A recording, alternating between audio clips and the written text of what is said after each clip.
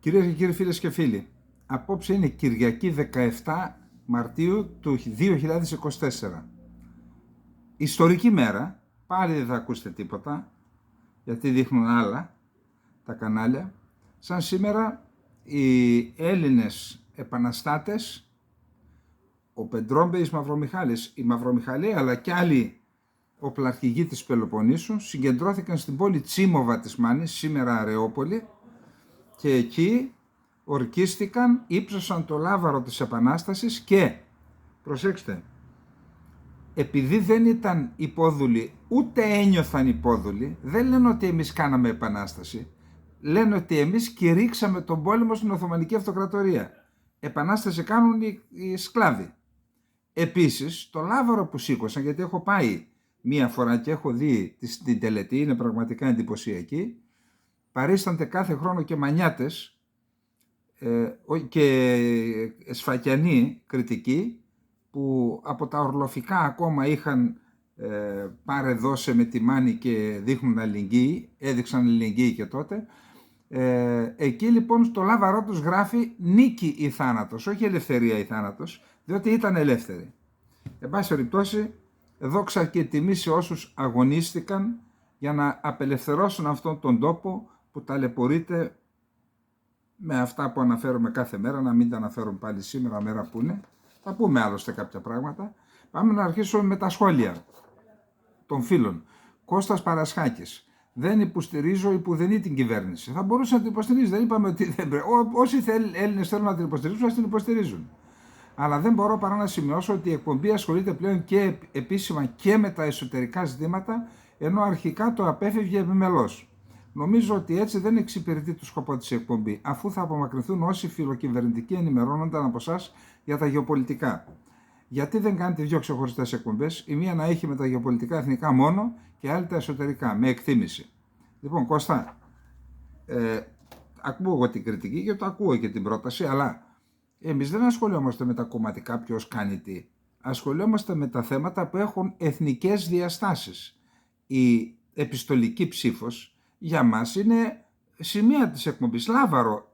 Εκατοντάδες εκπομπές έχουμε κάνει για τους Έλληνες του εξωτερικού και λέμε ότι ο απόδημος ελληνισμός είναι ισχυρότερος από την Ελλάδα. Πολύ ισχυρότερος. Προσέξτε, πιθανόν και πληθυσμιακά, πιο πολύ είναι έξω από ό,τι μέσα, οικονομικά, εμείς είμαστε πτωχευμένοι, αυτοί έχουν μεγαλύτερη περιουσία έξω,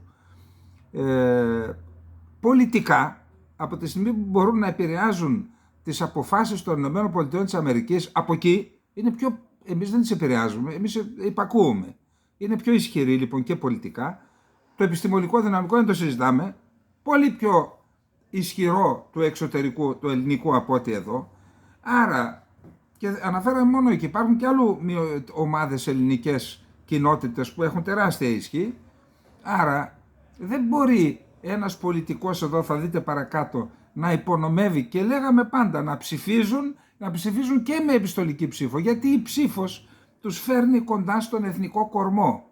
Όταν δεν τους εμπιστεύεσαι, τότε σου γυρνάνε την πλάτη και πάνε αλλού, γίνονται άλλο πράγμα. Θα δείτε παρακάτω. Άρα ασχολούμαστε με τα εσωτερικά μόνο γι' αυτό. Δεν είπα για άλλα θέματα εγώ, ούτε για. Εντάξει, μερικές φορές μπορεί να λέω για τα αγροτικά, γιατί νιώθω ακόμα κτηνοτρόφος και αγρότης. Και μακάρι να μπορούσα να δραπετεύσω από εδώ. Μπλέκουμε τώρα και με τα διάφορα αυτά, με τις διακηρύξεις. Εγώ ο στόχος μου είναι να δραπετεύσω, να πάω να δω τις ελιές μου και τα ζωντανά μας και να ζήσω ό,τι απομένει από αυτή τη ζωή, να ζήσω λίγο και σαν άνθρωπος. Εδώ δεν ζούμε σαν άνθρωποι.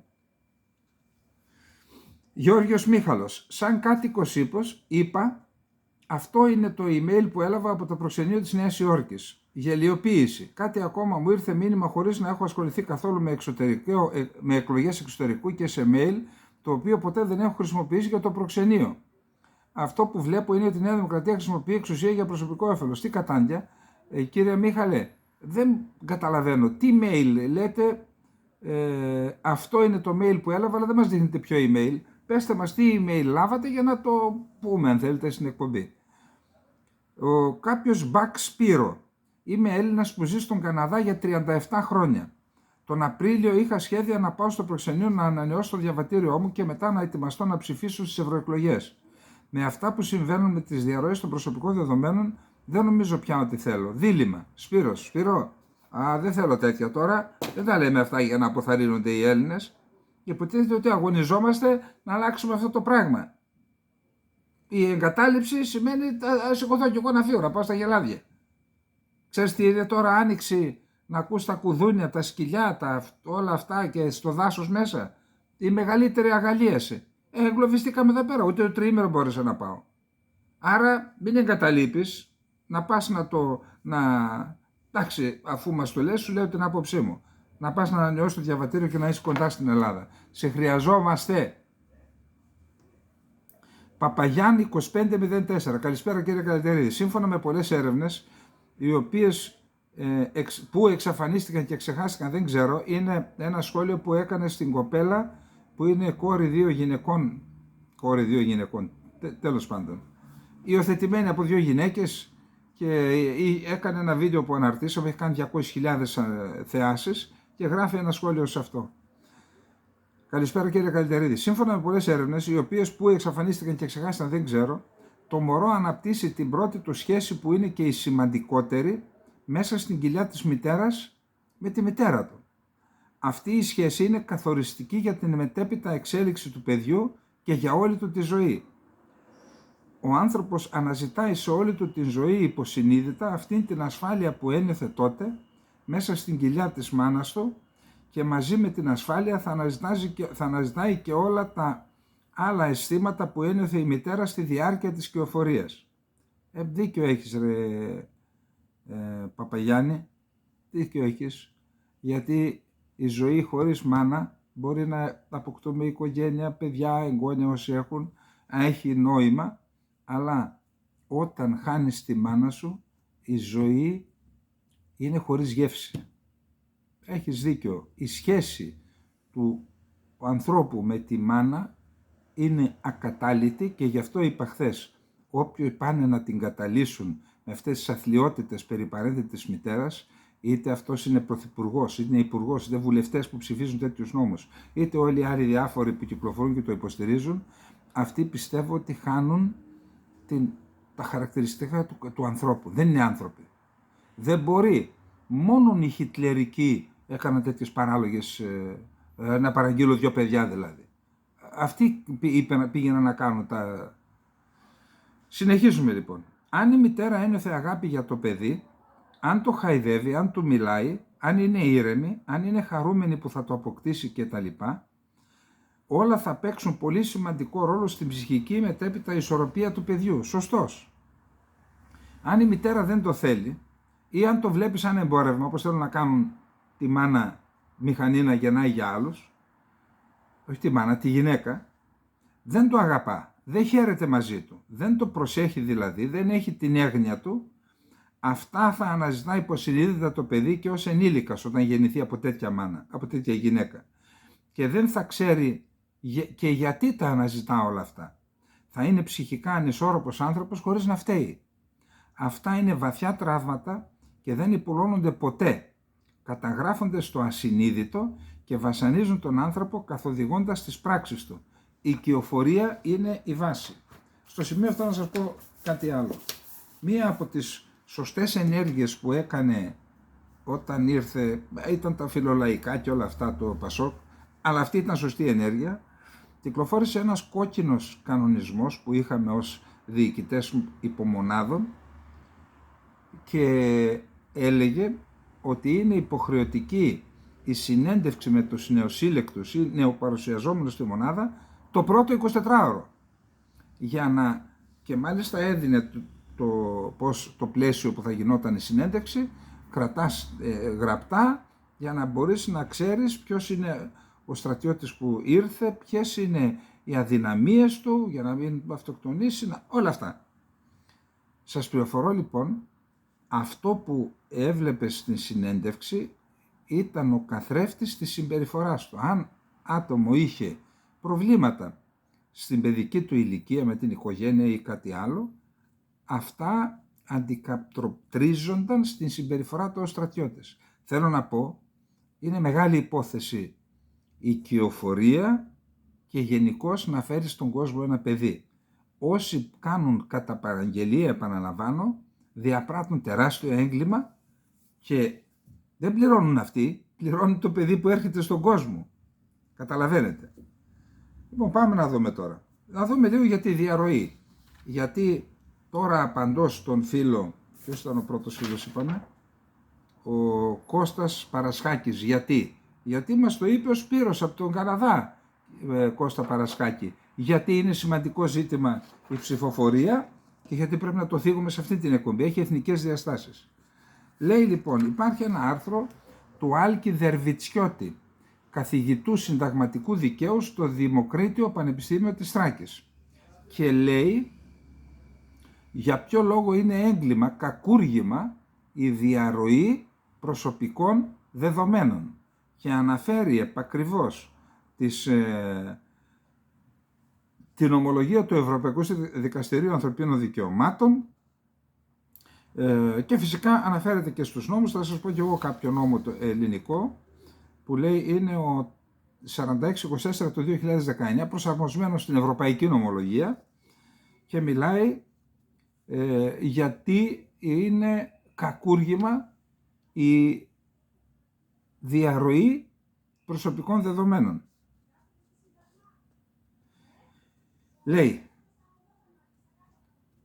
εάν οι καταγγέλλοντες απόδημοι Έλληνες, λέει ο καθηγητής συνταγματικού δικαίου, είναι υπαρκτά πρόσωπα και όχι διαδικτυακές περσόνες, ανύπαρκτοι δηλαδή, και αν τα καταγγελόμενα από αυτούς είναι ακριβή, τίθενται ζητήματα ευθύνης για πολλούς αποδέκτες. Μην βλέπετε αυτούς τους δύο που φύγανε. Αυτοί είναι τα θύματα.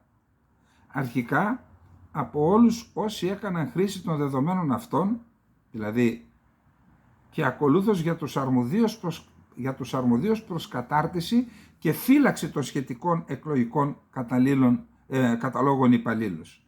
Υπό προϋποθέσεις ζήτημα επίσης είναι δυνατόν να προκύψει σχετικά με το επαρκές της προκειμένου διοικήσεως της αρμοδίας Υπουργού Εσωτερικών. Το σκάνδαλο αυτό έχει όνομα, λέγεται σκάνδαλο Κεραμέως. Σκόπιμα, ίσως είναι και τα κυκλώματα που έχει, ξέρετε, που συμμετείχε, έτσι δεν θέλω να τα λέω αυτά εγώ, αλλά τα κυκλώματα προσπαθούν να το κουκουλώσουν και να την καλύψουν. Δεν καλύπτεται. Το σκάνδαλο, όπου έχουμε τέλος πάντων, για να μην... θα πρέπει να ονομάζεται σκάνδαλο Κεραμέως Ασημακοπούλου, όχι Ασημακοπούλου. Αυτές τις καθαρίσανε για να μην φανούν τα βαθύτερα προβλήματα. Πάμε λοιπόν τώρα. Άρθρο 38 του προαναφερθέντος νόμου. Για να σας τον ξαναπώ το νόμο, κάποιος θέλει μπορεί να τον βρει, τον χτύπησα, εγώ τον βρήκα αμέσως. 4624 του 2019, άρθρο 38. Όποιος χωρίς δικαίωμα επεμβαίνει με οποιονδήποτε τρόπο σε σύστημα αρχαιοθέτησης δεδομένων προσωπικού χαρακτήρα και με την πράξη του αυτή λαμβάνει γνώση των δεδομένων αυτών ή ή β, τα αντιγράφει, αφαιρεί, αλλοιώνει, βλάπτει, συλλέγει, καταχωρεί, οργανώνει, διαρθώνει κτλ. Τιμωρείται με φυλάκιση 1 έτους, εάν δεν τιμωρείται βαρύτερα με άλλη διάταξη. Όποιος χρησιμοποιεί, μεταδίδει, διαδίδει, κοινολογεί με διαβίβαση, διαθέτει, ανακοινώνει ή καθιστά προσιτά, και αυτός τιμωρείται. Εάν η πράξη παραγράφου 2 που προανέφερα αφορά ειδικών κατηγοριών δεδομένα προσωπικού χαρακτήρα του παραγράφου 9, του άρθρου 9, παραγράφος 1 του γενικού, δεν καταλαβαίνω τι λέει, δεδομένα που αφορούν ποινικές καταδίκες, τότε έχουμε χρηματική ποινή έως 100.000 ευρώ ή και φυλάκιση τουλάχιστον 1 έτους. Προσέξτε εδώ τώρα. Με κάθριξη μέχρι 10 ετών τιμωρείται ο υπέτειος των πράξεων των προηγουμένων παραγράφων εάν είχε σκοπό να προσπορήσει στον εαυτό του ή σε άλλον παράνομο περιουσιακό όφελος ή να προκαλέσει περιουσιακή ζημιά σε άλλον ή να βλάψει άλλον και το συνολικό όφελος ή η συνολική ζημιά υπερβαίνει το ποσό των 120.000. Δηλαδή, η διαρροή είχε στόχο, προσέξτε, παράνομο περιουσιακό όφελος. Αφού κάνεις σημαδεμένη προεκλογική εκστρατεία χρησιμοποιώντας παράνομα στοιχεία όπως είναι τα ηλεκτρονικές διευθύνσεις των Ελλήνων που τα πήρες παράνομα, οι ευρωβουλευτές παίρνουν 1 εκατομμύριο, ξέρω εγώ πόσο.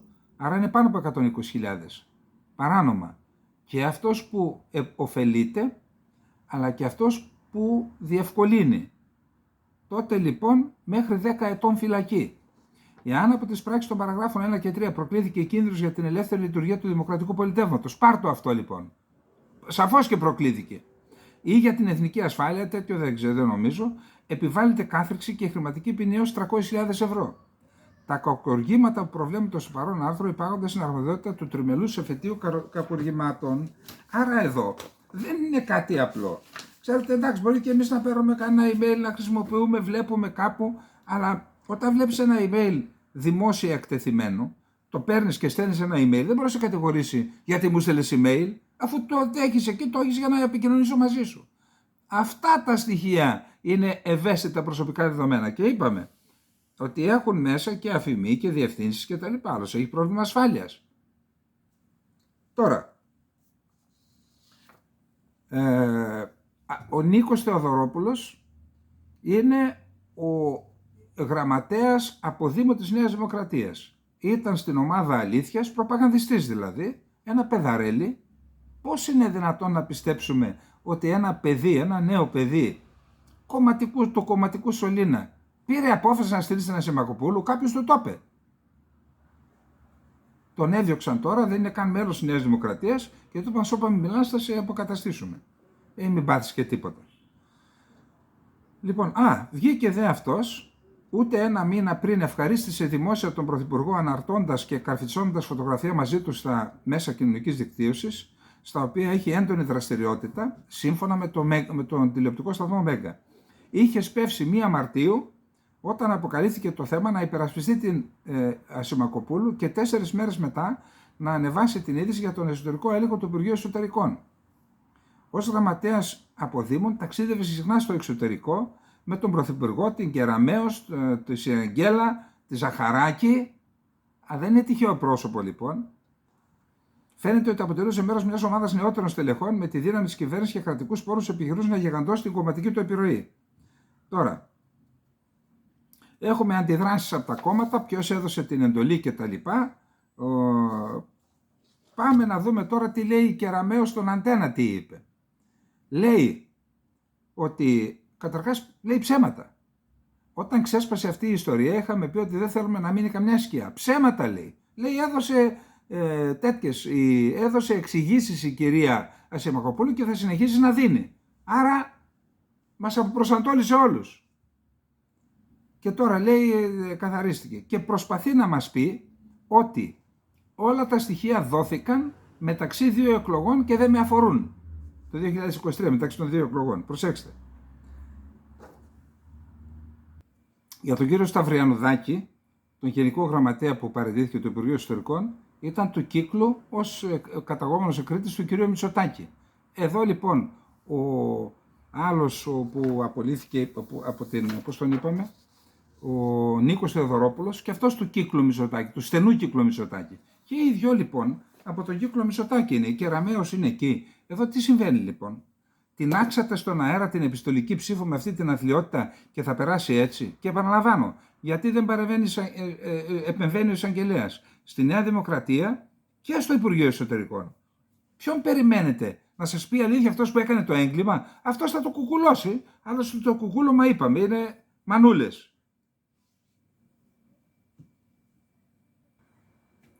Λοιπόν, προχωράμε τώρα να δούμε με τα όπλα στην Ουκρανία.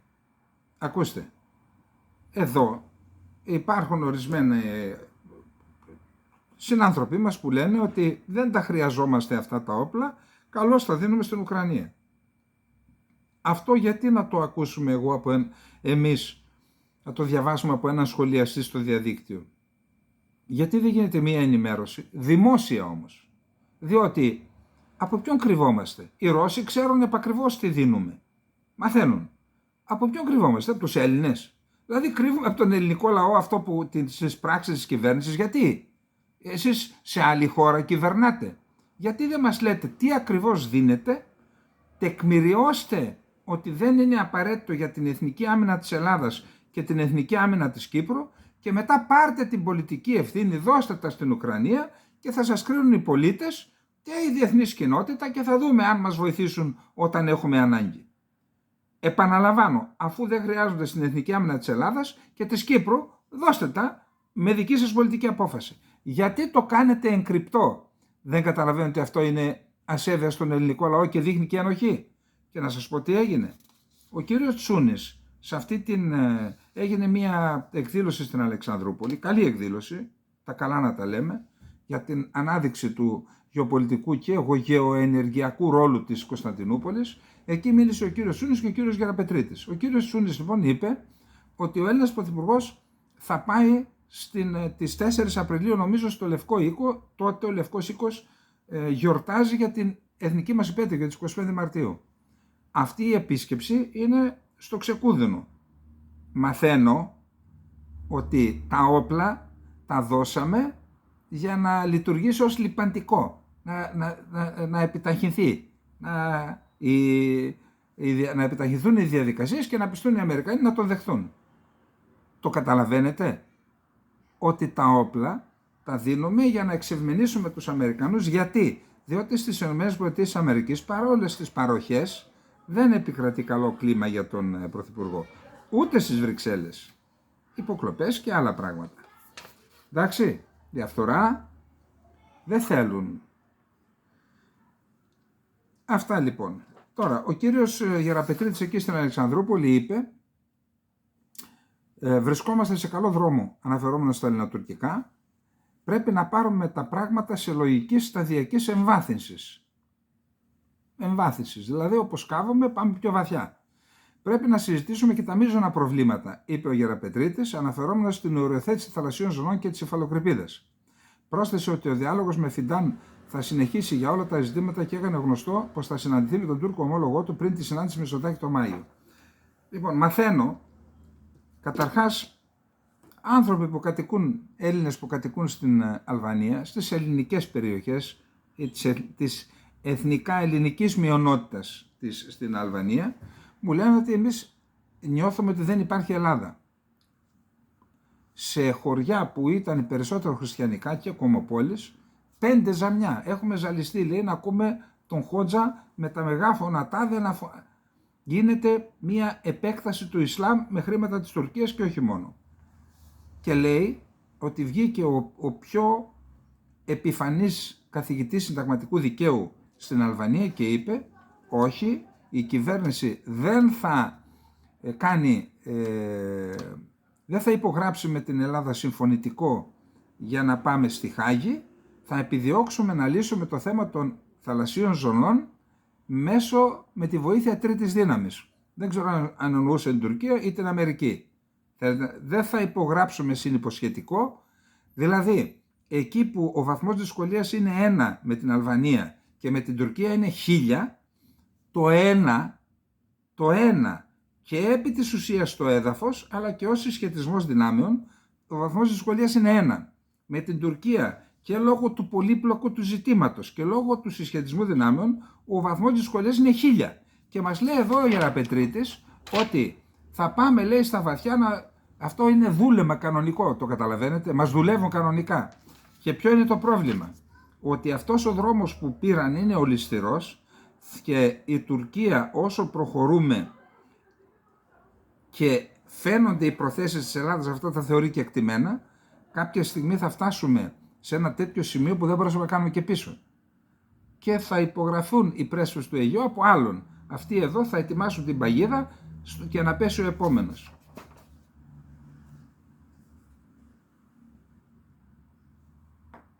Το έχουμε πει, ό,τι και να λέτε, ακούω τα σχόλιά σας, αλλά εγώ εμένω, όποιος Έλληνας πρωθυπουργός βρίσκεται στο εξωτερικό, πιστεύω ότι πρέπει να στηρίζεται. Ασχέτως αν το αξίζει όχι, σύμφωνα με την άποψη κάποιων.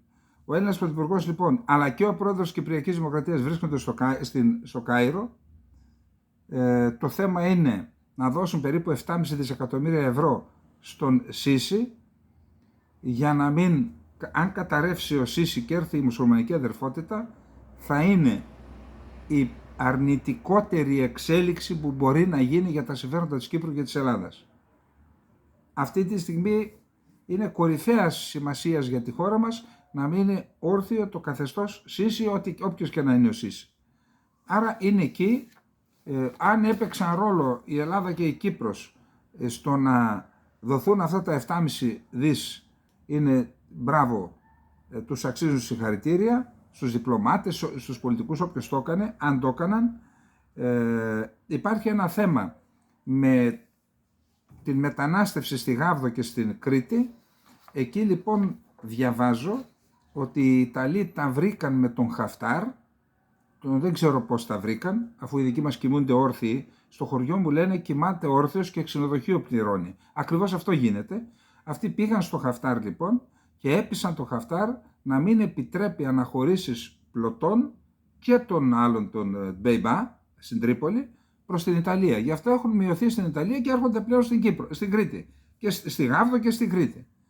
Και αυτό θα εξελιχθεί σε μείζον θέμα για την Ελλάδα. Και μακάρι να το λύσουν εκεί που θα πάνε, γιατί εμπλέκεται η Αίγυπτος, κυρίως οι Αιγύπτιοι είναι αυτοί που οδηγούν. Με κάποιο τρόπο πάντως δεν είναι οι Αιγύπτιοι οι μετανάστες από ό,τι μαθαίνω. Οι μετανάστες που έρχονται στην Ελλάδα είναι από την υποσαχάριο Αφρική. Τώρα, αυτό που έγινε στην Τρίπολη, δηλαδή πρέπει να έχει σχέδιο, θα είναι επιτυχία να το κάνεις.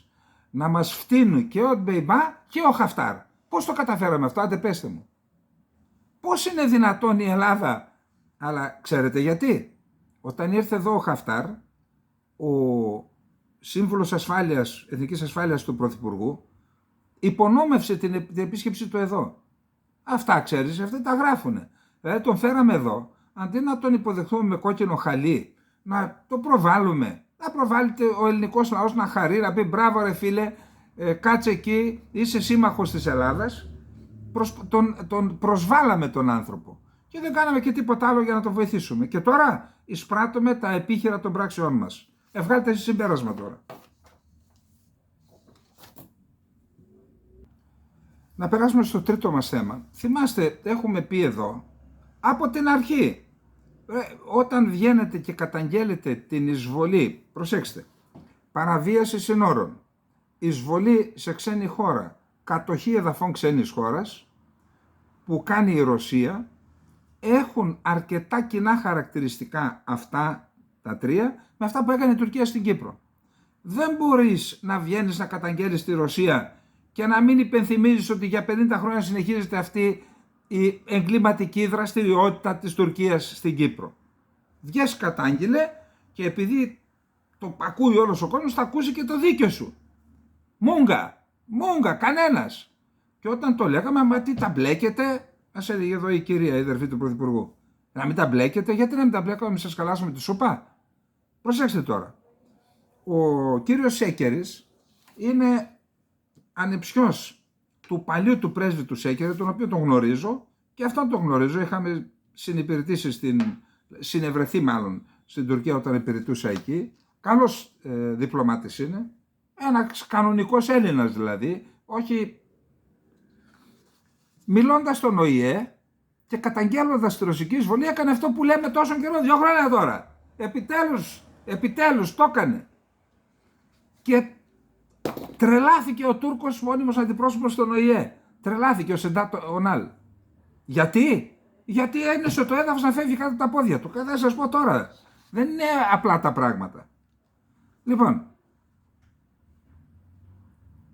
ο Ευάγγελος Σέκερης, έτσι, λέει, ο Σεντάτ Ονάλ σε προφορική αποστροφή του Έλληνα ομολόγου του Ευάγγελου Σέκερη σε συζήτηση για την κατάσταση στην Ουκρανία, όπου έκανε παραλληλισμό ανάμεσα στη ρωσική επιθετικότητα και την τουρκική εισβολή του 1974 στην Κύπρο, απάντησε γραπτός για να δείτε πώς ταρακουνήθηκαν. Σκεφτείτε να ήταν πολιτική μας αυτό. Αλλά οι δικοί μας έβαλαν το Κυπριακό στο ράφι. Μπράβο σας. Πανέξυπνα παιδιά. Λοιπόν, έστειλε επιστολή λοιπόν και λέει τα εξής. Σε επιστολή του κυρίου Ονάλ εξέφρασε την απογοήτευσή του διότι, όπως αναφέρει, ο Έλληνας ομόλογός του επιχειρεί να αποφύγει την αναντήρητη ευθύνη της χώρας του στη δημιουργία και την κλιμάκωση του κυπριακού ζητήματος, παραποιώντας την ιστορία και τα βασικά γεγονότα. Ο κύριος Ονάλ στη συνέχεια αναδεικνύει την πάγια θέση της χώρας του περί παρέμβασης το 1974 με το καθεστώς της εγκυήτριας χώρας σε συμφωνία με τη συνθήκη του 1960. Εντάξει. Επικαλείσαι. Γιατί η Ελλάδα δεν επικαλείται ακριβώς τα ίδια επιχειρήματα με την Τουρκία και να πει εντάξει, εσύ πήγες εκεί, έφυγε η Χουντέη, η συνταγματική τάξη απεκατεστάθη, αλλά ζει εκεί ακόμα. Άρα και εγώ, χρησιμοποιώντας τα ίδια επιχειρήματα, θα κάνω επιχείρηση να σε διώξω. Γιατί δεν τα λένε αυτά, πέστε μου. Έναν λόγο πέστε μου, έναν. Λοιπόν, και τον αφήνουμε να λέει να βομολογεί μετά. Και λέει, ανατρέχει στην δραματική δήλωση που έγινε στο Συμβούλιο Ασφαλείας 19 Ιουλίου 1994 από το Μακάριο, στην οποία κατηγόρησε ανοιχτά την Ελλάδα και όχι την Τουρκία για την εισβολή και την κατοχή της Κύπρου. Τότε δεν είχε εισβάλει η Τουρκία και είπε ότι με ανέτρεψαν ως αποτέλεσμα του πραξικοπήματος. Ο ΝΑΛ κάνει μια λεπτομερή αναδρομή στα ιστορικά γεγονότα, προκειμένου να καταλήξει στο συμπέρασμα ότι οι εξελίξεις από το 1974 μέχρι σήμερα συνηγορούν στην ανάγκη να υπάρχουν δύο κράτη, λύση δύο κρατών. Λέει ότι από το 1963 δεν υπάρχει ενιαία αρχή που νομικά ή ουσιαστικά είναι αρμόδια να εκπροσωπεί από κοινού αυτούς τους δύο λαούς και κατά συνέπεια στην Κύπρο στο σύνολό της. Ψέμα μεγάλο. Λέει τώρα για την απόπειρα του Μακαρίου να αλλάξει το Σύνταγμα. Τότε έγιναν τα γεγονότα, αλλά το Συμβούλιο Ασφαλείας του ΟΗΕ που λέει μία αρχή υπάρχει στην Κύπρο, είναι η Κυπριακή Δημοκρατία, άρα πού το βρήκε? Αυτό δεν υπάρχει ενιαία αρχή που νομικά ή ουσιαστικά, βάζει και το ουσιαστικά γιατί το νομικά είναι έολο. Αντίθετα υπάρχουν δύο ανεξάρτητα αυτοδιοικούμενα κράτη τα οποία τα έχει καταδικάσει ο ΟΗΕ με δύο ψηφίσματα, καθένα από τα οποία ασκεί κυριαρχία. Η τουρκοκυπριακή πλευρά λέει κυριαρχική ισότητα κτλ. Η Τουρκία υποστηρίζει στεναρά αυτό το προσανατολισμένο στα αποτελέσματα και ρεαλιστικό όραμα. Γιατί όμως, ξέρετε, γιατί η Ελλάδα δεν επικαλείται τα δικαιώματα και τις υποχρεώσεις που έχει ως εγκύτρια δύναμη. Γιατί δεν το κάνετε σήμερα, κάντε το. Να βγει ο Πρωθυπουργός και να πει εντάξει, όλα τα είπαμε όλα καλά, αλλά εάν δεν πάρει η Τουρκία τα στρατεύματα επί 50 χρόνια, παραβιάζει τη συμφωνία Ζηρίχης και Λονδίνου, διότι το πραξικόπημα έφυγαν οι πραξικοπηματίες, μπήκαν φυλακή, τι κάνανε? Έφυγαν από την Κύπρο. Αποκαταστάθηκε η συνταγματική τάξη. Γιατί είστε ακόμα εκεί? Γιατί? Δεν υπάρχει ούτε η ΟΚΑΒ που λέτε, ούτε τίποτα, δεν υπάρχει. Γιατί είστε ακόμα εκεί? Παραβιάζετε τις συμφωνίες λοιπόν, επειδή τις παραβιάζετε, ακριβώς τα επιχειρήματα που επικαλείστε για να νομιμοποιήσετε την εισβολή σας, τα ίδια επιχειρήματα επικαλούμε και εγώ για να κάνω στρατιωτική επέμβαση να σε διώξω από το νησί. Κάντο για να δούμε τότε πώς αλλάζουν όλα. Και αφήνετε την Τουρκία να μας παρασέρνει στον όλεθρο. Στον όλεθρο στο Κυπριακό. Διαβάστε το άρθρο του Κώστα Βενιζέλου. Το έχουμε και στο Infognomon Πολιτικά και στο Φιλελεύθερο. Να δείτε τι παγίδα μας ετοιμάζουν μαζί με τους Άγγλους, τους κλασικούς και την κυρία Ολγκίν Κουεγιάρ. Ξέρετε τι λένε? Προσέξτε τι λένε. Εντάξει, για να αρχίσουν οι συνομιλίες θα πρέπει πρώτα να μας αναγνωρίσετε καθεστώς Ταϊβάν ή Κωσόβου. Τα έχουμε πει εδώ από το κανάλι. Αυτό που κάνετε στο Κόσοβο, που ετοιμάζετε και να το βάλετε και στην Ευρωπαϊκή Ένωση και να το αναγνωρίσετε, θα τα βρείτε στην Κύπρο, στα κατεχόμενα μετά. Θα σου κάνουν οι άλλες χώρες ό,τι κάνεις εσύ στο Κωσοβοπαίδιο. Λοιπόν, τι ζητούν? Για να καθίσουν στο τραπέζι απευθείας εμπόριο μέσα από το αεροδρόμιο της Τύμπου και το λιμάνι της Αμοχώστου, φαίνεται να επιμένουν πρωτίστως στο θέμα της αναγνώρισης του αεροδρομίου και τη λειτουργία του μέσα από διάφορες φόρμουλες. Δεύτερον, συμμετοχή της αποσχιστικής οντότητας του κατοχικού καθεστώτος σε διεθνή φόρουμ αλλά και διεθνείς οργανισμούς με ειδικό καθεστώς, όπως συμβαίνει με την Ταϊβάν και το Κωσυφοπαίδιο. Τρίτον, ξεκαθάρισμα για το καθεστώς που θα έχουν οι Τουρκοκύπροι σε περίπτωση αποτυχίας νέας προσπάθειας. Σου λέει λοιπόν, δώστε μας εσύ τα πρώτα και να ξεκαθαρίσουμε. Αν δεν πετύχουν οι συνομιλίες, τι καθεστώς θα έχουμε? Τι σημαίνει αυτό? Θα τορπιλήσουν οι ίδιες, αφού πάρουν το καθεστώς, θα τορπιλήσουν τις συμφωνίες και θα μείνουμε αυτές τις παγίδες. Τους επιτρέπουμε τους Τούρκους εμείς να μας τις βάζουν. Επαναλαμβάνω, γιατί δεν κάνει μια σύσκεψη πολιτικών αρχηγών η πρόεδρος της Δημοκρατίας? Τώρα, τι να πει κανείς? Δεν θέλω, επαναλαμβάνω, δεν μιλάω προσωπικά, αλλά αυτό το άτομο που είναι στο Προεδρία της Δημοκρατίας, καταρχάς εκπροσωπεί το έθνος και δεύτερον, είναι ικανό να πάρει τέτοια πρωτοβουλία? όταν είναι ανύπαρκτη, που δεν υπάρχει πουθενά και μόνο στα μπαρ με τους γνωστούς. Κάντε μια σύσκεψη λοιπόν πολιτικών αρχηγών υπό την Προεδρία της Δημοκρατίας και συζητήστε αυτό το θέμα. Πάρτε μια απόφαση όλοι μαζί και αύριο πρωί για τα 50 χρόνια της εισβολής να πείτε ακριβώς τα ίδια επιχειρήματα που επικαλείται η Τουρκία για να νομιμοποιήσει την εισβολή, τα ίδια ακριβώς επικαλούμαστε κι εμείς και δηλώνουμε ότι αν η Τουρκία δεν αποσύρει τα στρατεύματά της και δεν επιτρέψει την αποκατάσταση της συνταγματικής τάξης και της εδαφικής ακεραιότητας Κυπριακής Δημοκρατίας, την άσκηση ελέγχου της κυβέρνησης της Λευκωσίας σε όλη την επικράτηση της Κυπριακής Δημοκρατίας, η Ελλάδα επιφελάσσεται του δικαιώματος που επικαλέστηκε η Τουρκία το 1974 να επέμβουμε για να εκδιώξουμε τους Τούρκους από το νησί, να αποκαταστήσουμε τη συνταγματική τάξη όπως λέει. Για πέστε μου, αν το κάνουν αυτό, ξέρετε τι θα γίνει? Θα τρέχουν, αλλά δεν ξέρουν πολιτική, πραγματικά δεν ξέρουν. Δεν ξέρουν πολιτική, δεν βλέπουν τι έκανε ο Χριστοδουλίδης με την Αμάλθεια. Ένα κράτος υποκατοχή. Έκαναν μια πολιτική σύλληψη και φέραν την Κυπριακή Δημοκρατία στο προσκήνιο του παγκόσμιου ενδιαφέροντος. Όλοι λένε η Κύπρος από την οποία φεύγει η Αμάλθεια, φεύγουν τα καράβια, πάνε στη Γάζα. Αυτή πρέπει να είναι η πολιτική μας. Εάν το κάνουμε αυτό λοιπόν, εάν κάνουν αυτό αύριο, ξέρετε τι θα γίνει? Θα αρχίσουν να τρέχουν οι πρέσβεις, οι ενδιαφερόμενοι, Αμερικανοί, Άγγλοι, Γερμανοί, Γάλλοι, όλοι, στον ένα και στον άλλο. Παιδιά, τι είπατε, τι κάνατε, τι θέλετε να κάνετε? Έχουμε παραδοθεί στις εξελίξεις και στις ορέξεις του Ατήλα. Ντροπή σας! Ντροπή σας! Δεν έρχονται στον ύπνο σας τα θύματα της τουρκικής εισβολής, 200.000 πρόσφυγες, 7.000 νεκροί, πόσοι ήταν? 1.600 τόσοι αγνοούμενοι, 17 ήταν πριν λίγα χρόνια, τώρα έχουν βρει πολλούς.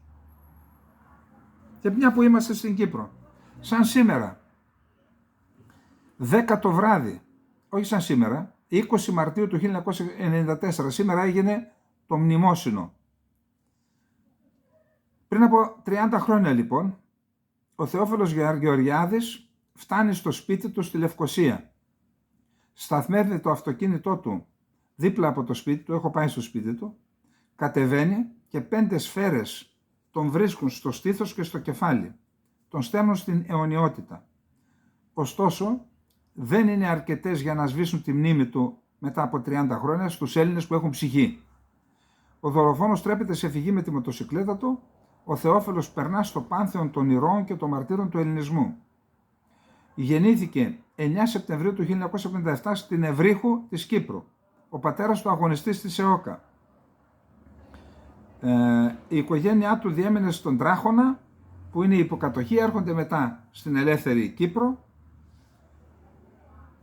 σπουδάζει στην Πάντιο, μαθαίνει τουρκικά, γίνεται τουρκολόγος. Το 1988, μαζί με φίλους και συναγωνιστές του, ιδρύουν την Κυπριακή Επιτροπή Αλληλεγγύης στο Κουρδιστάν. Υποστηρίζει τους Κούρδους, θεωρεί οι συνεντεύξεις και τα άρθρα στο ραδιόφωνο και τον τύπο είναι εκατοντάδες για το Κυπριακό, για τον απελευθερωτικό αγώνα των Κούρδων, για τα δικαιώματα του ελληνισμού, για τη γενοκτονία εις βάρος των Ελλήνων του Πόντου και της Μικράς Ασίας, για το αρμενικό ζήτημα. Κοινός παρονομαστής, η αποκάλυψη του βρώμικου, απάνθρωπου και φασιστικού προσώπου του τουρκικού κράτους δολοφόνου. Βοηθάει τους Κούρδους όπου μπορεί, συμβάλλει στην έκδοση του περιοδικού «Η Φωνή του Κουρδιστάν».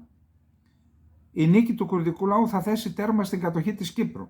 Υποστηρίζουμε τον αγώνα αυτό γιατί οι Κούρδοι αντάρτες πολεμούν και για την Κύπρο. Ο τουρκικός στρατός κατοχής, είτε βρίσκεται στο Κουρδιστάν είτε στην Κύπρο, συνεχίζει να παραμένει στρατός κατοχής. Ας μην ξεχνάμε τα λόγια του Βιετναμέζου στρατηγού Γκιάπ. Μέτωπο δεν υπάρχει. Το μέτωπο είναι εκεί που βρίσκεται ο εχθρός.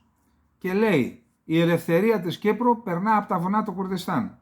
Το βράδυ λοιπόν εκείνο, αυτός που τον δολοφόνησε, τους ξέρουμε όλους και έχουν γίνει διάφορα, είχε πάρει 5 κιλά άσπρη σκόνη από τους Τούρκους και μερικές δεκάδες χιλιάδες δολάρια, για να το, δηλαδή συνεργάστηκε η τουρκική μαφία με την υπόδειξη της ΣΜΙΤ με την ελληνοκυπριακή μαφία για να τον σκοτώσουν.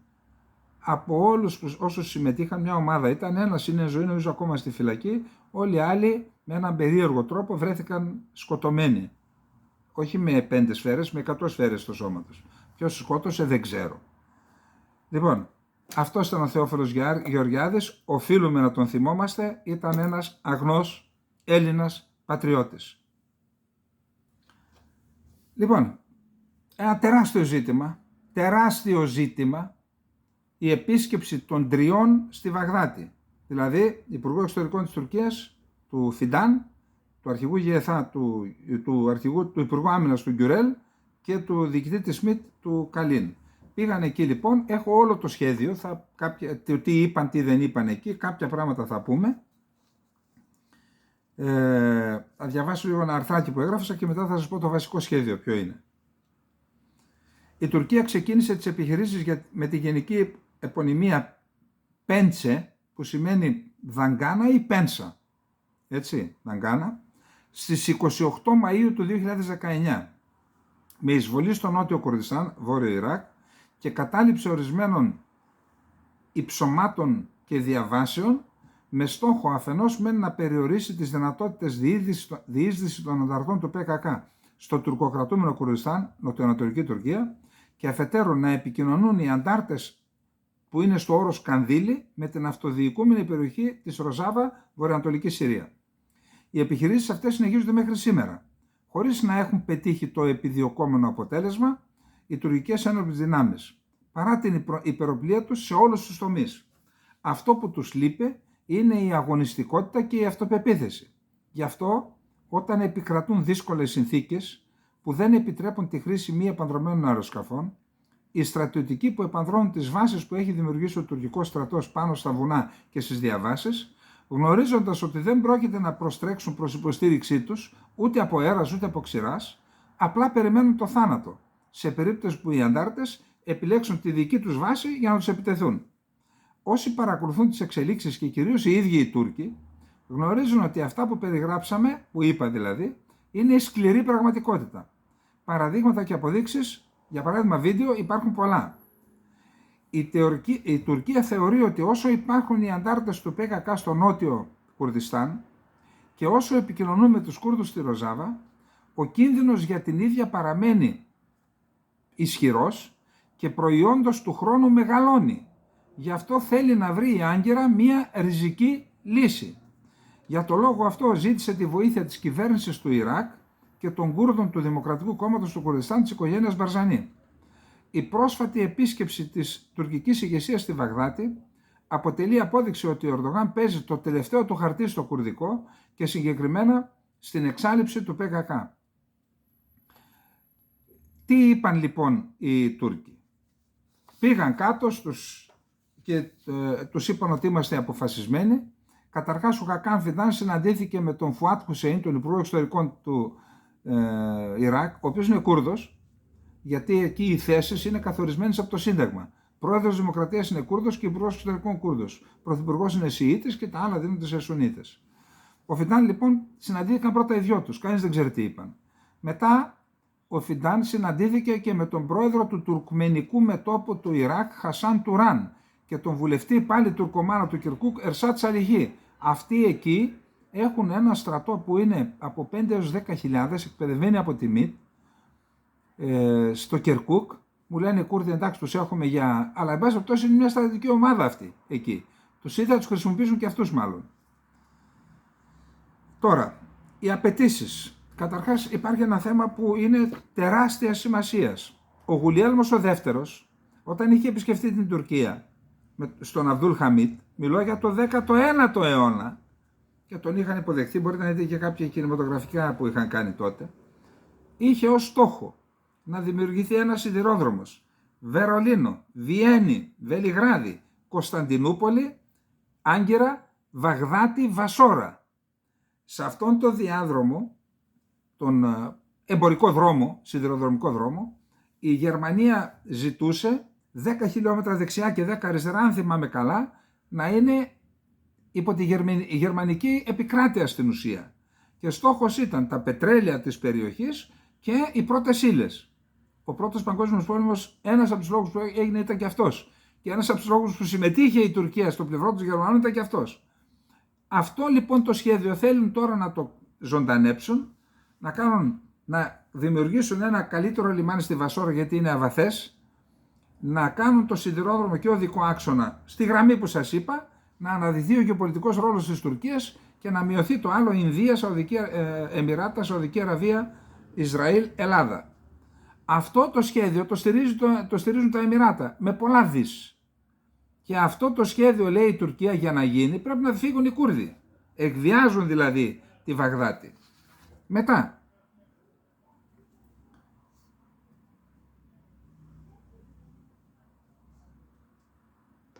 θα κάνουν, λέει, ένα κοινό κέντρο επιχειρήσεων.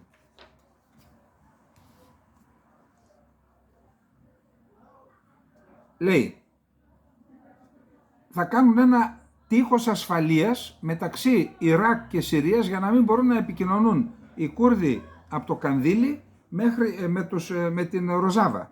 Κάνουν επιχειρήσεις στα όρη Κανδύλι και Άσος, ελληνικά ονόματα και τα δυο, που βρίσκονται εκεί. Έχω πάει, δεν πήγα ακριβώς, αλλά τα έχω δει που είναι.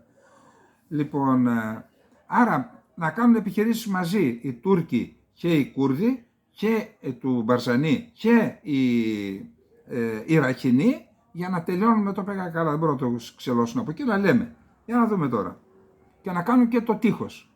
Για την ασφάλεια του Ιράκ και την αναπτυξιακή του πορεία, που έχει προκαλέσει ενθουσιασμό στις χώρες της περιοχής, ιδιαίτερα στα Εμιράτα, είναι απαραίτητο να τερματιστεί η δυνατότητα μετάβασης από το Ιράκ στη Συρία και το αντίστροφο.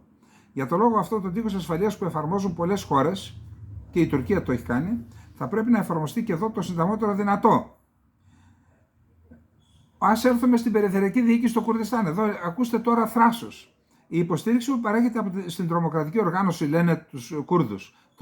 Τρομοκρατική οργάνωση είναι το τουρκικό κράτος, που έχει κάνει γενοκτονίες και συνεχίζει να κάνει. Από τον Μπάφελ Ταλαμπανί και την Πατριωτική Ένωση του Κουρδιστάν με έδρα τη Σουλεϊμανία πρέπει να τελειώσει. Τους ενοχλεί αυτό. Είναι γνωστό ότι η Άγκυρα θα λάβει προχωρημένα μέτρα γι' αυτό αν χρειαστεί. Ξέρετε τι λέει αυτό?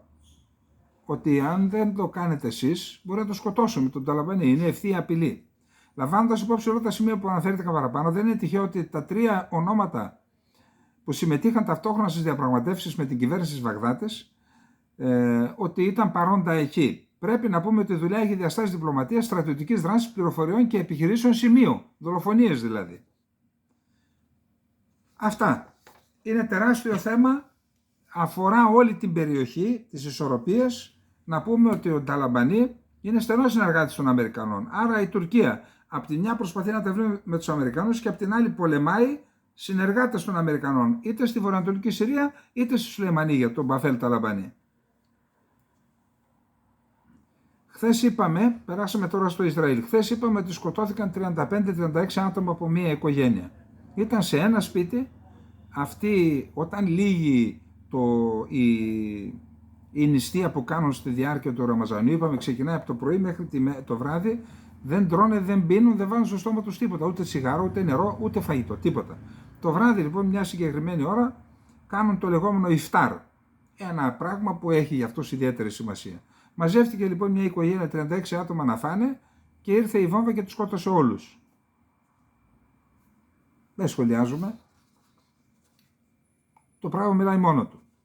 Εν τω μεταξύ, χθες βράδυ, πάνω από 60 Παλαιστίνοι, μεταξύ των οποίων μέλη της ίδιας οικογένειας, έχασαν τη ζωή τους μετά από Ισραηλινά πλήγματα κατά τη διάρκεια της νύχτας στη λωρίδα της Γάζας. Σύμφωνα με τη Χαμάς, μερικές ώρες πριν από τη συνεδρίαση του Συμβουλίου Ασφαλείας του Νετανιάχου, που θα επικεντρωθεί στις διαπραγματεύσεις με στόχο την πιθανή εκεχηρία. Είπαμε ότι εκεί πηγαίνει, σήμερα γίνονται οι διαπραγματεύσεις, είναι εκεί ο διοικητής της ΜΙΤ, ο Υπουργός Οικονομικών Μπεζαλέλ Σμότριτς, βαρώνος της άκρας δεξιάς, αντιτίθεται στην αποστολή στο Κατάρ. Ο Νετανιάχου πρέπει να δώσει εντολή ο στρατός να εισέλθει άμεσα στη Ράφα και να ενταθεί η στρατιωτική πίεση μέχρι να καταστραφεί η Χαμάς. Παγκόσμιος Οργανισμός Υγείας. Να μην προχωρήσει το Ισραήλ σε επίθεση κατά της Ράφα, ζήτησε ο Γενικός Διευθυντής του Παγκοσμίου Οργανισμού Υγείας, Τέντρος Αντανόμ Γκεμπρεγέσιους, αναφέρει το Αθηναϊκό Πρακτορείο Ειδήσεων, Μακεδονικό Πρακτορείο Ειδήσεων, επικαλούμενο το Γαλλικό Πρακτορείο Ειδήσεων. Είμαι πολύ ανήσυχος για τις πληροφορίες που κάνουν λόγο για Ισραηλινό σχέδιο σχετικά με την εξαπόλυση χερσαίας επίθεσης κατά της Ράφα. Μια νέα κλιμάκωση της βίας στην πυκνοκατοικημένη αυτή ζώνη θα προκαλούσε κι άλλους θανάτους και δεινά, είπε ο Γκεμπρεγέσιους. Στο όνομα της ανθρωπιάς καλούμε το Ισραήλ να μην προχωρήσει και να ενεργήσει για την ειρήνη. Το 1,2 εκατομμύρια άνθρωποι που βρίσκονται στη Ράφα δεν έχουν κανέναν ασφαλή τόπο για να πάνε, δεν υπάρχουν υποδομές υγείας ασφαλής και σε πλήρη λειτουργία όπου θα μπορούσαν να έχουν πρόσβαση σε άλλες περιοχές της Γάζας. Πολλοί άνθρωποι είναι πάρα πολύ ευάλωτοι, πεινασμένοι και άρρωστοι για να μετακινηθούν και πάλι. Οι ΗΠΑ και η Ιορδανία έβαλαν από ένα αεροσκάφο C-130 και έριξαν και σήμερα από αέρος με αλεξίπτωτα ανθρωπιστική βοήθεια.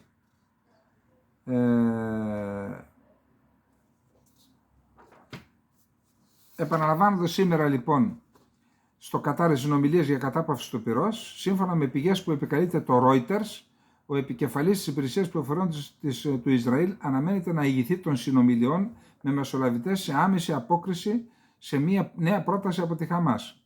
Οι συνομιλίες ανάμεσα στον επικεφαλή της Μοσάντ Νταβίτ Μπαρνέα, τον πρωθυπουργό του Κατάρ Θάνη και Αιγύπτους αξιωματούχους θα εστιάσουν στην απόσταση που παραμένει ανάμεσα στις θέσεις του Ισραήλ και της Χαμάς, μεταξύ άλλων για τις πηγές για την απελευθέρωση του κρατωμένου και την ανθρωπιστική βοήθεια κατά τις ίδιες πηγές. Ο Σόλτς πήγε στην Άκαμπα. Η Άκαμπα είναι ένα λιμάνι της Ιορδανίας. Θα πάει στην Ιορδανία και μετά θα πάει και στο Ισραήλ. Ζήτησε λοιπόν, έριξε χθες είπαμε η πολεμική αεροπορία 4 τόνους ανθρωπιστική βοήθεια με C-130 και ζητάει, εξέφρασε ανησυχία για την σχεδιαζόμενη επιχείρηση. Προσέξτε, σημαντική δήλωση, ο Υπουργός Εξωτερικών του Ισραήλ. Είμαστε έτοιμοι να πληρώσουμε το τίμημα για την επιστροφή των αιχμαλώτων στη Γάζα.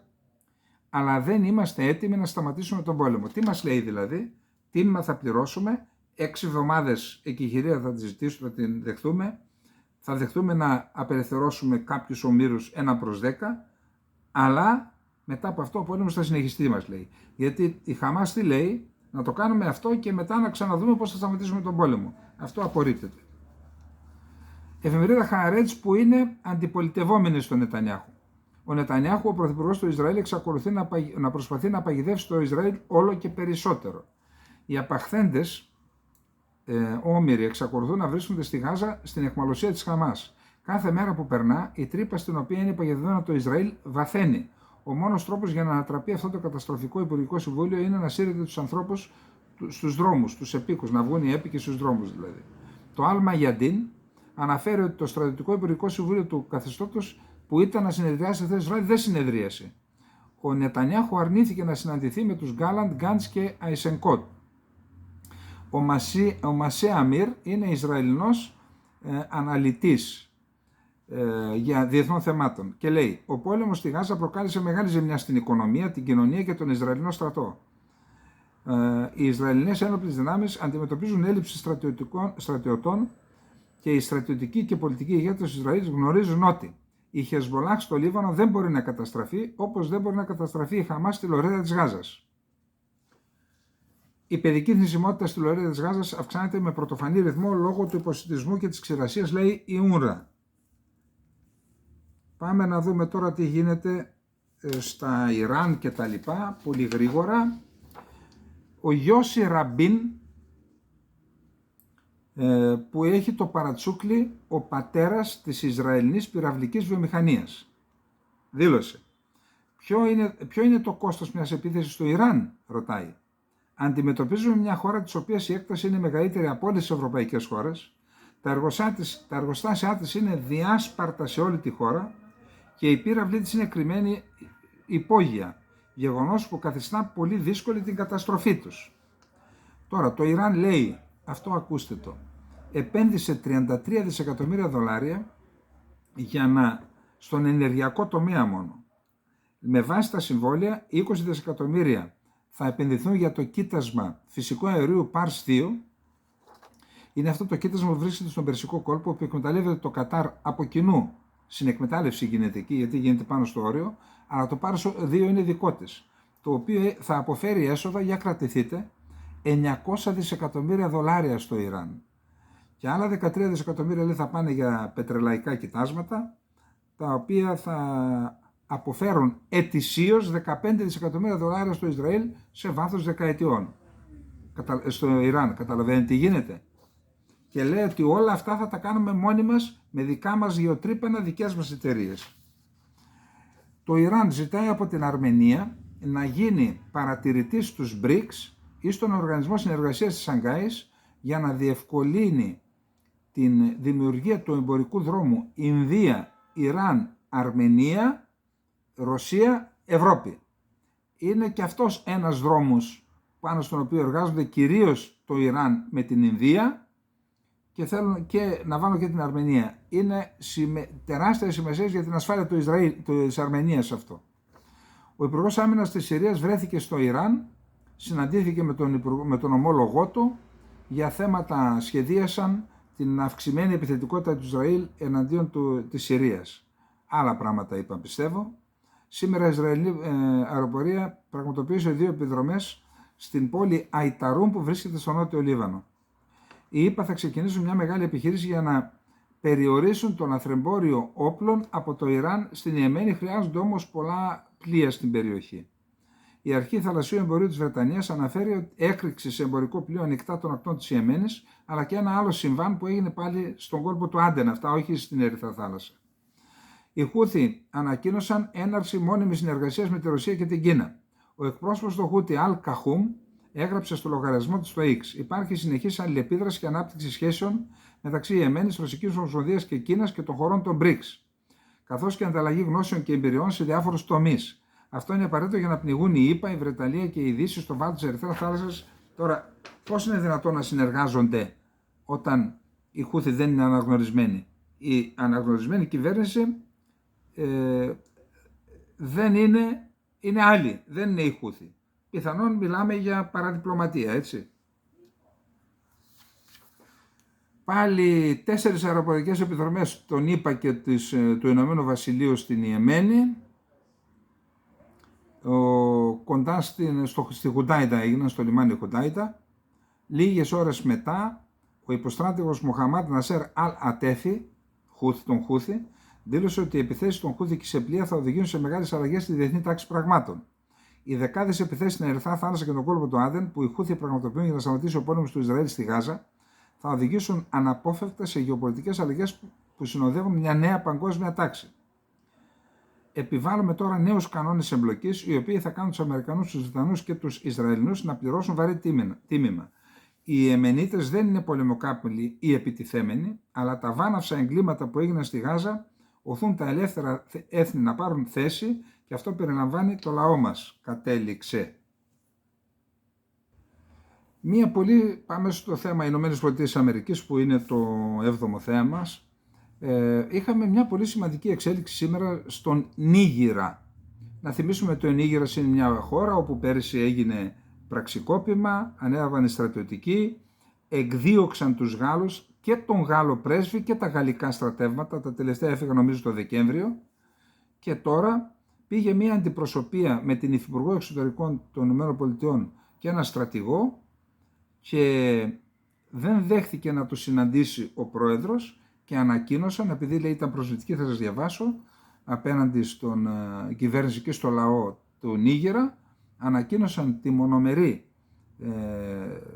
κατάργηση της συμφωνία, αποχώρηση από τη Συμφωνία Στρατιωτικής Συνεργασίας και ζήτησαν από τους Αμερικανούς, 1.100 Αμερικανοί εδρεύουν στον Νίγηρα, στη μεγαλύτερη βάση που έχουν στην περιοχή, είναι στον Νίγηρα, από όπου απογειώνονται μη επανδρομένα αεροσκάφη και από εκεί γίνεται η κατεύθυνση του αγώνα εναντίον των τζιχαντιστών, των Ισλαμιστικών τρομοκρατικών οργανώσεων. Και λένε τους διώχνουν από εκεί τώρα.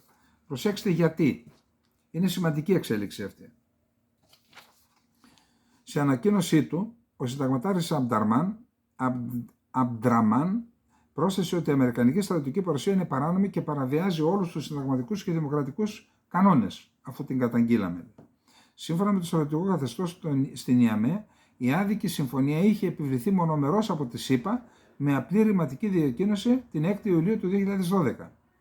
Τους καταγγέλνουν ότι η προηγούμενη κυβέρνηση ήταν στην ουσία δοτή. Η απόφαση αυτή ακολουθεί την τριήμερη επίσκεψη που έκανε στον Νίγηρα αμερικανική αντιπροσωπεία με επικεφαλής την Υφυπουργό Εξωτερικών αρμόδια για τις αφρικανικές υποθέσεις Μόλι Φι. Κατά την τριήμερη επίσκεψη η κυρία Φι δεν μπόρεσε να συναντηθεί με τον πρόεδρο, τον επικεφαλής του στρατιωτικού καθεστώτος, Αμπντουραμάν Τσιανί, αναφέρει το γαλλικό πρακτορείο.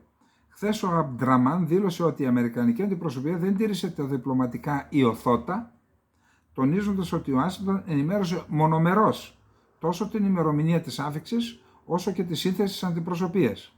Κατήγγειλε επίσης ότι η κυρία Φι αντιμετώπισε τους συνομιλητές της σαν κατωτέρως με περιφρόνηση, επέδειξε γενικότερα συμπεριφορά που υπονομεύει κατά αυτόν τη διμερή σχέση. Η κυρία Φι συναντήθηκε 2 φορές με τον Πρωθυπουργό που έχει διορίσει το στρατιωτικό καθεστώς, τον Αλί Μααμάν Λαμί Ζεν, σύμφωνα με πηγή του γαλλικού πρακτορείου στην κυβέρνηση του Νίγερα. Να θυμίσουμε ότι Μπουρκίνα Φάσο, Μαλί και Νίγηρας αποχώρησαν από την οικονομική κοινότητα κρατών της Δυτικής Αφρικής, την ECOWAS.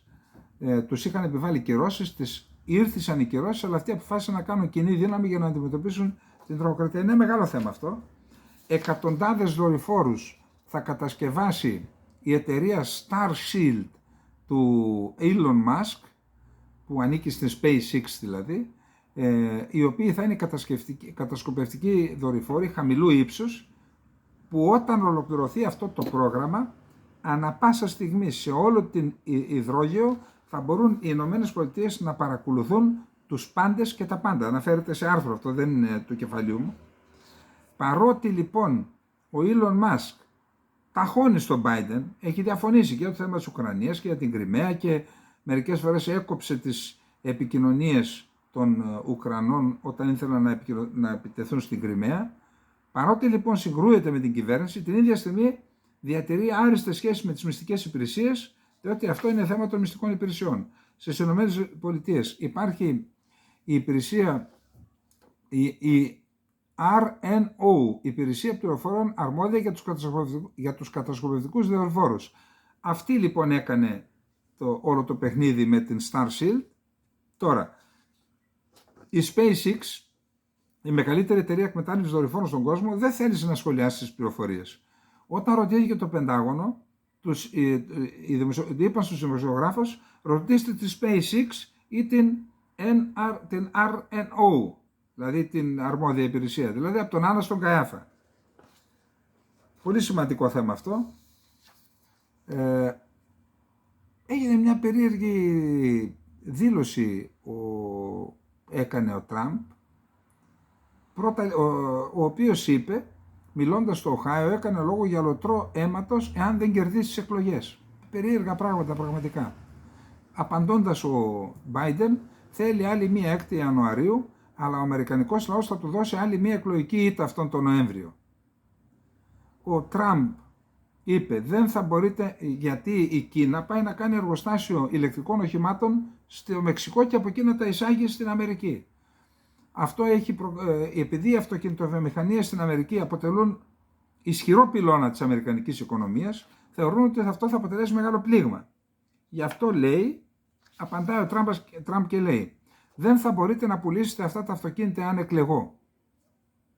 Εάν δεν εκλεγώ θα γίνει λουτρό αίματος συνολικά. Αυτό θα είναι το ελάχιστο. Θα είναι λουτρό αίματος για τη χώρα. Αυτό θα είναι το ελάχιστο. Λέει εγώ, αν εκλεγώ δεν μπορούν να τα πουλήσουν. Θα βάλω φραγμό. Είπε ότι ο Biden ήταν ο χειρότερος.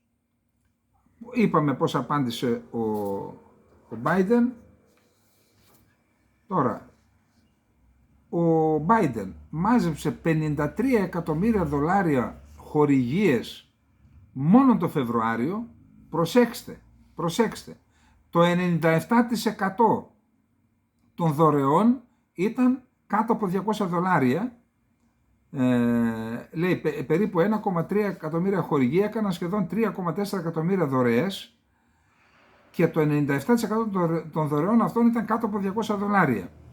Ξέρετε τι σημαίνει αυτό?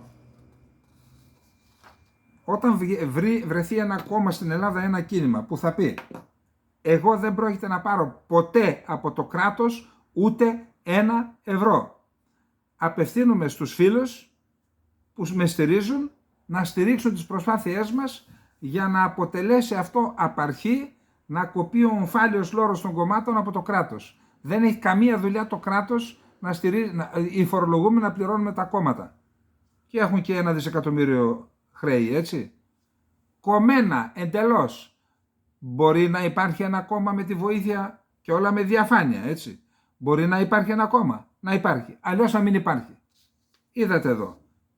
Οι πολλοί, το 97% ήταν $200 για τα 3,5 εκατομμύρια, δεν έχει σημασία. Οι πολλοί έχει σημασία και όχι οι λίγοι που μετά λένε να τους τα επιστρέψουν. Ο Τραμπ είπε ότι η Ουκρανία πρέπει να αποπληρώσει το χρέος προς τη ΣΥΠΑ. Ας τους δανείσουμε χρήματα, λέει. Εντάξει, με πίστοση. Ενημερώστε τους όμως ότι πρέπει να τα γυρίσουν πίσω. Μην τους δώσετε απλώς μια επιταγή 60 δις. Ο Ζελένσκι είναι ένας από τους μεγαλύτερους πολιτές στην ιστορία. Κάθε φορά που έρχεται εδώ φεύγει με μια επιταγή με 50-60 δισεκατομμύρια στη τσέπη. Αυτό λέει δεν μπορείς να το κάνω ούτε εγώ που είμαι έμπορος. Πουλάει πράγματα πολύ καλύτερα από μένα. Ο Τραμπ ακόμα έχει την επιχειρηματική λογική. Η Ευρωπαϊκή Ένωση δεν έχει χρήματα για το ΝΑΤΟ λόγω χρεών και ελλημάτων. Τα ευρωπαϊκά κράτη του ΝΑΤΟ πρέπει να βρουν επιπλέον 56 δισεκατομμύρια δολάρια ετησίως, από όσα βάζουν τώρα άλλα 56, για να πετύχουν το στόχο του 2%. Αυτό αποδεικνύεται από μελέτη του Γερμανικού Ινστιτούτου, την οποία ανέθεσαν οι Financial Times. Πάμε στο τελευταίο μας θέμα. Ακούστε. Είχαμε πει εδώ ότι έχει κάποιες επιτυχίες η Ουκρανία. Και εδώ κάποιοι μας κάναν και σχόλια, τι είναι αυτά που τα βλέπεις στον ύπνο σου και τέτοια. Εντάξει, δεν λέμε ότι όλα όσα λέμε ότι είναι και διασταυρωμένα απολύτως. Εντάξει, δεν είμαστε κράτος να παίρνω πληροφορίες και να διασταυρώνω. Προσπαθώ όμως με τόσα χρόνια εμπειρία να βρω αξιόπιστες πληροφορίες. Έβαλαν σε καμιά δεκαριά διελιστήρια, τα τίναξαν στον αέρα. Εντάξει, δεν λέω ότι τα κατέστρεψαν, σβήσαν τις πυρκαγιές, διαβάζω, θα λειτουργήσουν μετά από λίγες μέρες. Όμως αυτό δείχνει ότι κάτι αλλάζει. Κάτι αλλάζει και αυτό είναι ένα μήνυμα και για την Ελλάδα. Και για την Ελλάδα. Για κοιτάξτε εδώ τι γίνεται. Για κοιτάξτε εδώ τι γίνεται. Τα μη επανδρομένα αεροσκάφη αλλά και οι πύραυλοι είναι τα όπλα των φτωχών. Να το πάρουμε χαμπάρι.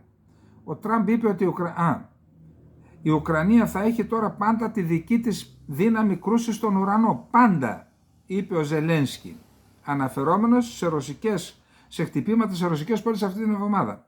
Σε αυτές τις εβδομάδες, πολλοί έχουν ήδη δει ότι το ρωσικό σύστημα πολέμου έχει τροτά σημεία και ότι μπορούμε να πετύχουμε αυτούς τους στόχους με τα όπλα μας, είπε στο βραδινό δελτίο. Τώρα, ο Μακρόν πάλι δηλώσεις. Δεν αποκλείεται να πραγματοποιηθεί επιχείρηση για την αντιμετώπιση του ρωσικού στρατού στην Ουκρανία, δήλωσε ο Γάλλος πρόεδρος Εμμανουέλ Μακρόν σε συνέντευξή του στην εφημερίδα Παριζιέν. Ο πρόεδρος της Γαλλίας άλλαξε τον τόνο όταν μιλάει για την Ουκρανία λόγω της απεγνωσμένης επιθυμίας του να αποκαταστήσει το κύρος του Παρισιού στην παγκόσμια σκηνή, γράφει η εφημερίδα Telegraph, επικαλούμενοι Ευρωπαίους διπλωμάτες. Σχολιάζοντας τα λόγια του Μακρόν για την αποστολή στρατού στην Ουκρανία, το Κρεμλίνο είπε ότι με τέτοια εξέλιξη θα οδηγήσει σε άμεση στρατιωτική σύγκρουση μεταξύ Ρωσίας και ΝΑΤΟ. Λοιπόν, κοιτάξτε εδώ τώρα. Προσέξτε. Ποια είναι το αρματικό δυναμικό των χωρών του ΝΑΤΟ. Οι Ηνωμένες Πολιτείες της Αμερικής έχουν 5.500 άρματα μάχης. Η Τουρκία 2.229. Δεν είναι πάλι άρματα, αλλά βάζουμε το σύνολο. Η Ελλάδα έχει 1.365, τρίτη δύναμη στο ΝΑΤΟ, προσέξτε. Η Πολωνία 569, η Ρουμανία 413, η Βουλγαρία 410, η Ισπανία 327, η Γερμανία 266, το Ηνωμένο Βασίλειο 227, η Γαλλία 222, η Ιταλία 197, η Ουγγαρία 176, ο Καναδάς 82, η Κροατία 75, η Νορβηγία 52, Τσεχία 50, Σλοβενία 48. Δηλαδή, πώς θα πάνε να πολεμήσεις όταν η Ρωσία έχει 10.000 άρματα? Πώς θα πάνε να πολεμήσεις? 5.500 έχει η Αμερική, εντάξει, η Τουρκία 2.200, αλλά έχει τα προβλήματά της με τους Κούρδους, με τη Συρία, με εμάς και εμείς 1.365. Φαντάζεστε ότι έχουμε 12-13 φορές περισσότερα άρματα από τη Γαλλία?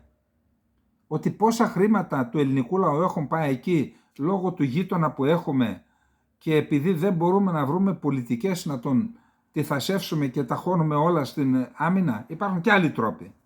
Το Βυζάντιο επιβίωσε γιατί είχε μια στρατηγική να χρησιμοποιεί τα προβλήματα που είχε ο εχθρός γύρω του, να έρχεται σε συναλλαγή με αυτούς για να είναι ήσυχο το Βυζάντιο. Γι' αυτό έζησε 1100 χρόνια. Αλλά εδώ αυτοί είναι εχθροί του Βυζαντίου, αντί να το μελετήσουν.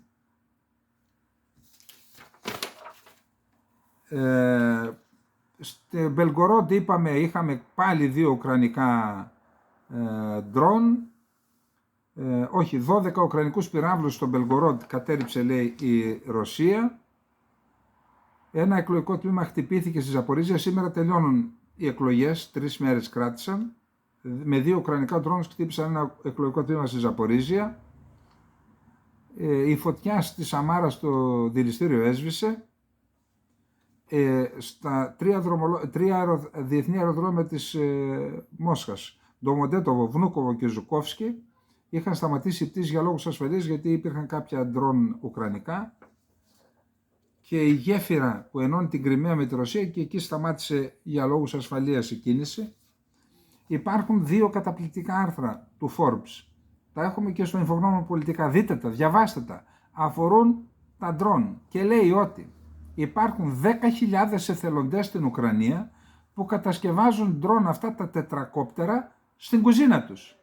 Δηλαδή υπάρχει ένας τρόπος να είναι καταγεγραμμένοι, να προμηθεύονται ανταλλακτικά, τα συναρμολογούν και τα παραδίδουν σε μια υπηρεσία του Ουκρανικού κράτους, τα κάνουν τεστ και το 97-98% λέει δίνονται στο στρατό, τοποθετούνται πυρομαχικά και γίνονται ντρόν αυτοκτονίας.